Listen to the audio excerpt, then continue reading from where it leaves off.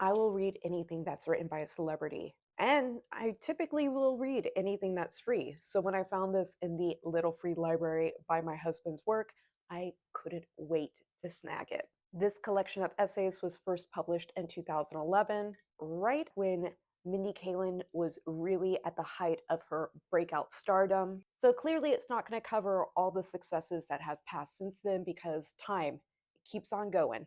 That's okay because it had so many other elements that I'm looking for when it comes to celebrity memoirs and that I tend to enjoy. The essay form really added to the type of humor and self deprecating wit that I like to see from my writers, and she was able to incorporate photos. It is a pretty linear story. We get that early childhood, the awkwardness of young adolescence, but also how it helped to develop her humor and taste through high school to college, and then the career choices that landed her on screens across the country in the US adaptation of The Office. While I didn't always like some of her opinions, and I don't think all her jokes aged so well, we'll get more on that later. The information that she sandwiched in when it comes to the industry is one that I'm very interested in.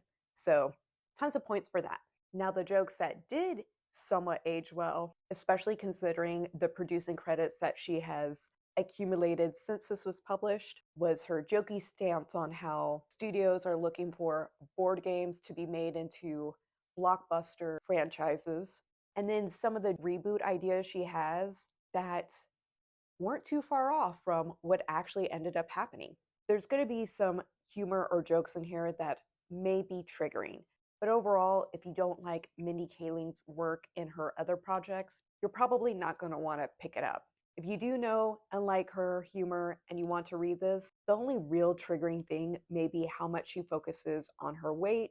It's her book, it's her right, and it is meant to be humorous. But for some, the amount of jokes centered around it might get to be old pretty fast because it's like throughout a lot of it.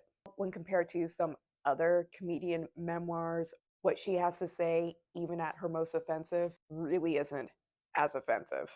And even though I'm not really, like I said, an Office fan, I really did appreciate her work ethic and how she has this pop culture style that is very admirable. I enjoyed the book and I'm recommending it, and I'm sure that's partly because I didn't have to pay for it. It was such a good find. What do y'all think?